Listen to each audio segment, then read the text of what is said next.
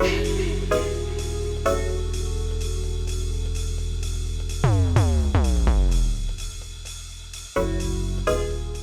name is Shay La Rose and I am a performing artist. I've also done like presenting in the past, modelling and everything you can think of. And I also have my own YouTube channel, so. Do you know what, I haven't really grown up with a musical background. Like my mum sings in church, but no one's really musical. I've just always loved it, listening to music, I'm always that person that wants to tell you the latest person or the newest song that's out. And I've just grown up listening to Whitney, Mariah, and just had a passion to dance. And then I started hearing these ballads and thought, hold on, I need to be a package after seeing Beyonce.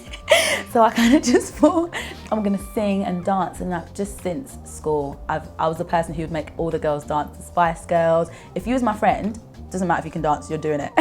So I've just been such a performer since a young age and just loved music so much, and just got to school, wanted to do music, got to college, wanted to do music, got a degree and thought, I really want to do music. So now I'm doing music.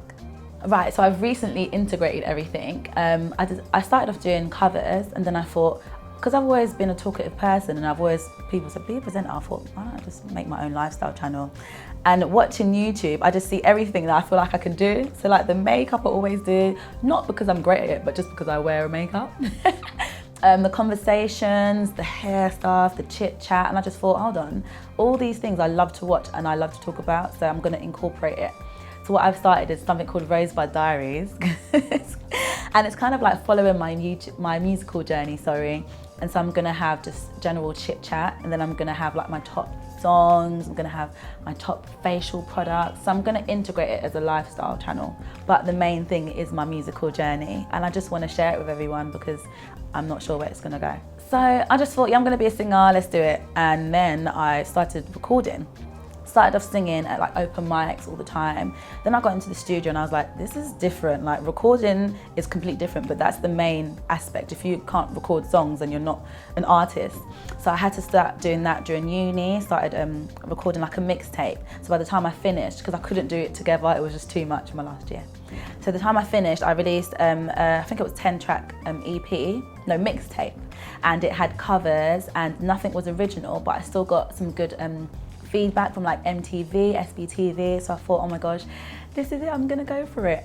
So then I started to create my own music 2 years ago, and I started working with some talented people. However, the process was just overwhelming because I studied music, I studied arts management, but my module, the reason why I picked the whole course was because of the music management module, and I thought, I'm gonna need to learn about the industry because it's 90% business and 10% music. When I heard that, I was horrified, but I thought, just go for it anyway. So when I learned that, I thought, okay, I'm gonna try and manage myself, not knowing that it's literally the hardest thing when you're not signed, because you have to do everything. You have to be your own manager, you almost have to be your own mentor, you have to be your own motivator, you have to be an artist as well. So you have to practice, you have to, do what you can, perfect your craft, and you have to learn about the industry and the people in the industry and how it can be. Well, I've always wanted to own my own performing arts school and give, like the Brit school almost, and just give like young people the opportunity to follow their dreams. I'm a really strong believer in empowerment. I'm really passionate about empowering people and making them believe in themselves really, and just going for it and not giving up. So I want to get to a stage where I have enough influence and inspiration to change people's lives. Obviously not by my own strength, but by God, because I believe that He has the power. He's given me everything. Like, this world is your oyster, and there's so much to it than Soho and London. Do you know what I mean? There's people out there who haven't got no clothes, haven't got food. It sounds cliche, but when you hear about these things, we're so caught up in our own lives, we just see our little picture. But when you have power, not even about power, but when you have influence and you have that opportunity to change people's lives and give back, then utilize it, because it's about the legacy you leave. What I can just say is go for it, because there's gonna be ups and there's gonna be downs, but you need to ride for it, because that is your testimony. You can't have something. People with big dreams, they're gonna have big rocks and they're gonna have big challenges, but that's why, because it's not an average dream. If you gotta aim high, you've got to dream big, and big dreamers, you're not gonna have little trials, you're gonna have big trials, and that's what you're going to use to testify. So silly.